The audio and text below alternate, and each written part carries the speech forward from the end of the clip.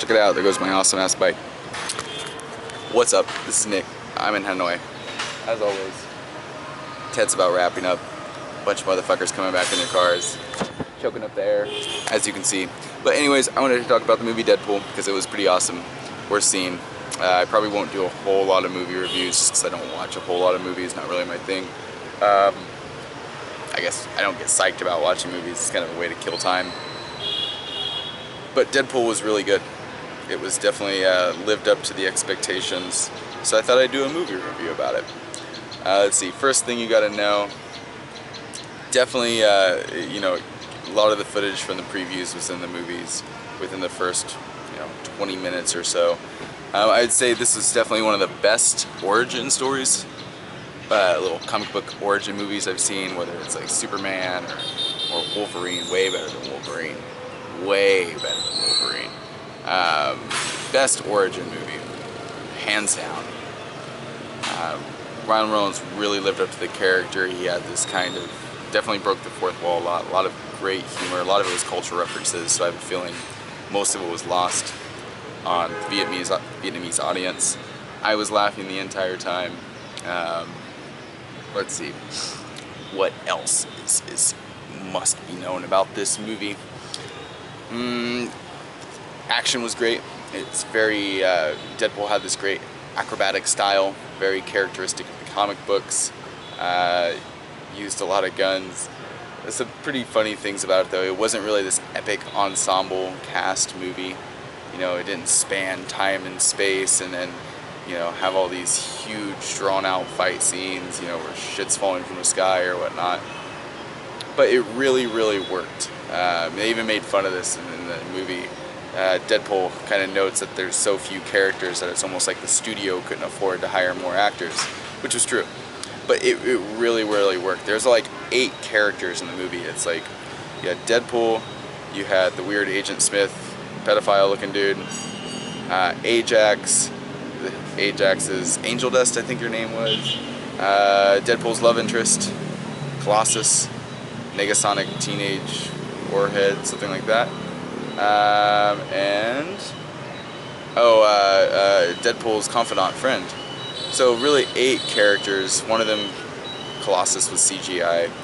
That's another thing, they did Colossus really, really well. I thought Colossus was never my favorite character in the comic books. I was a little bit young to miss his origins and character development, but he just always kind of struck me as two-dimensional. In this movie, he's definitely two-dimensional too. There's not a lot of character development, but it really, really works. It's really true to the character. In the X-Men movies, Colossus was kind of skinny, kind of small. Didn't really have a kind of boyish, I guess. Didn't really have. Wasn't big, didn't really have that strong of a Russian accent, didn't really have a whole lot to him. There was nothing to latch onto him about. He was just kind of he was like a set piece almost, somebody to die. In this movie, he really fulfills the role. He's huge, first of all, absolutely huge, really takes up a lot of space. Looks awesome, looks great, has this, corny, funny Russian accent that they did really well. He has this kind of prattles on about morals the whole time, kind of like Colossus in the comic books, and it just really contrasts well with Deadpool. So they really depicted Colossus really well. Let's see. The only thing I guess didn't really resonate with me too much in the film was the love interest. I thought it was cool. They needed it to kind of give this, to flesh out the story. But in the comic books, it seems like Deadpool doesn't really have a rhyme or reason. He doesn't really have he does have a love interest in the comic books, but it's it's unattainable for the most part. So there's no real conclusion to it. Here he got the girl at the end, great and all. But I felt like in the comic books, Deadpool's a little bit more demented, a little more crazy. He's a little bit more sadistic even. And he was plenty sadistic in this movie. They did a good job of it. I think they took it too far. It would have just made him a very unlikable character. But all in all, with all the restrictions that they had, the budget restrictions, They made a really, really great film. You know, it was like it was a tone slimmed down film, like if you can imagine that. Like sometimes the Avengers movies, they just throw so much shit up in there, so many characters, so many like side plots that you just kind of get lost and you're like, what the fuck is going on? Like there's no cohesion to this movie anymore. Whereas Deadpool, it was like Ryan Reynolds' abs and chest, really slim, really trim, looked great. And it really worked. So yeah, check it out. They did after credits scene. Here's a spoiler alert if you want to not know this. I'm pretty sure you probably already do if you're watching my review on it. Cable is going to be in the Deadpool sequel. Cable's this awesome, gritty character. He's time travels from the future to prevent essentially Apocalypse from coming to power. Apocalypse is going to be the next X-Men movie.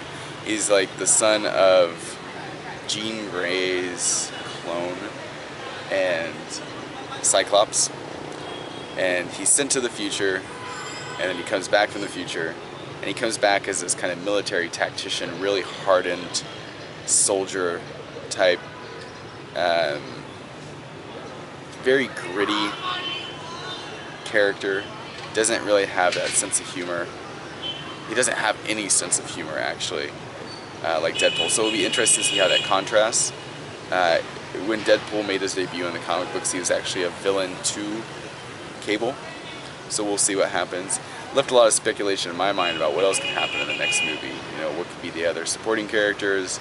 Some thoughts on this would be Domino, who is, you know, a mainstay of the X-Force, kind of Deadpool Melu characters. Her power is basically luck.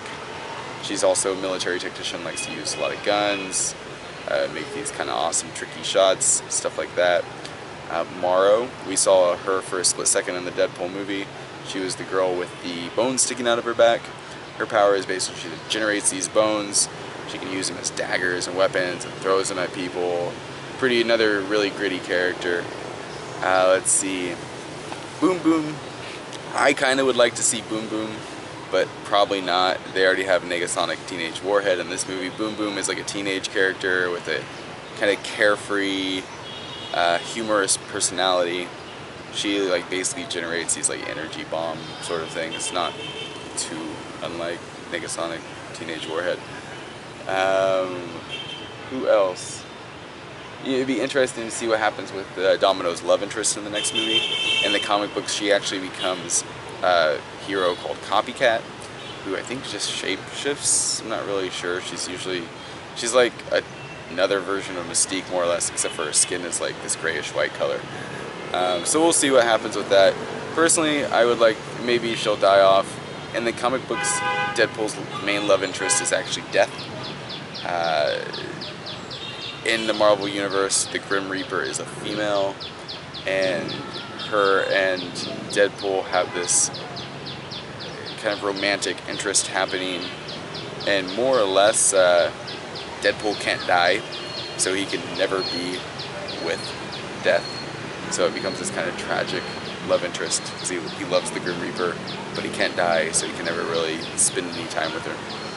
And so we'll see if that happens. That would kind of be interesting in terms of a different twist to the Deadpool series. It'd definitely free up Wade Wilson / Deadpool from you know, whatever semblance of humanity he has left. You know, make him even more this kind of crazy slapstick, demented character. In terms of villains, I'd like to see Mr. Sinister. He was kind of pivotal towards Cable's story, and Strife could be another possibility. He's basically Cable's evil twin, evil clone, actually. So we'll see. There's some people walking by. Xin chao. Anyways, this is Nick in Hanoi, and I will cut this short and catch you later. Peace.